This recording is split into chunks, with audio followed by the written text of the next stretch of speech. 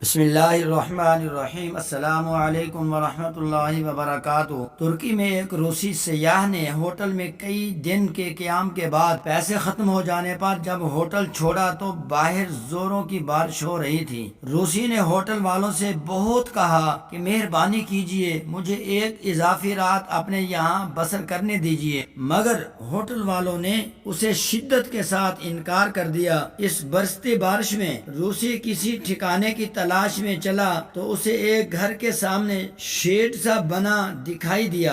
روسی نے اس گھر کا دروازہ کھٹکھٹایا، اندر سے ایک شخص نکلا، اسے اپنا مدعا بتایا کہ اگر اسے اعتراض نہ ہو تو وہ بارش رکنے تک یہاں ٹھہرنا چاہتا ہے، جیسے ہی بارش رکے گی وہ چلا جائے گا۔ تاہم اس وقت تک روسی کی حیرت کی انتہا نہ رہی جب گھر والے نے اسے گھر کا دروازہ کھول کر اندر آنے کو کہا۔ ایک کمرے کو اس کے لیے مخصوص کرتے ہوئے گزارش کی کہ وہ اسے میزبانی کا شرف بخشے، رات بھر اس کے گھر میں مہمان کی حیثیت سے رکے اور کل بارش رک جانے پر چلا جائے۔ روسی نے کہا مگر میرے پاس تو آپ کو دینے کے لیے ایک پیسہ بھی نہیں۔ گھر والے نے کہا مجھے آپ کی مدارت کا آپ سے کوئی پیسہ نہیں لینا، ہمارا دین ہمیں مہمان کی تکریم سکھاتا ہے اور آپ میرے مہمان ہو۔ روسی نے پوچھا آپ کا دین کیا ہے؟ میزبان نے کہا اسلام۔ مہمان نے پوچھا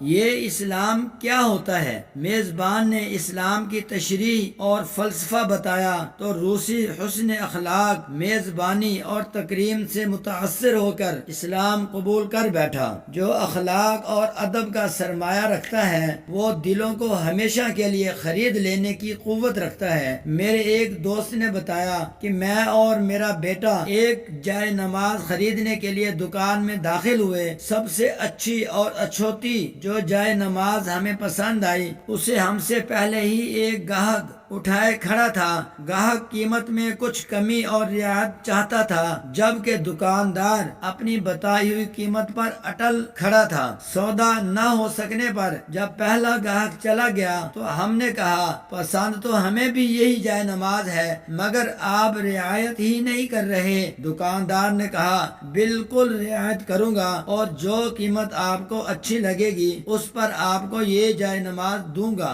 گاہک نے حیرت سے پوچھا مگر کیوں؟ ابھی تو آپ اس گاہک کے ساتھ ذرہ برابر رعایت پر بھی راضی نہیں ہوئے، اب ایسا کیا؟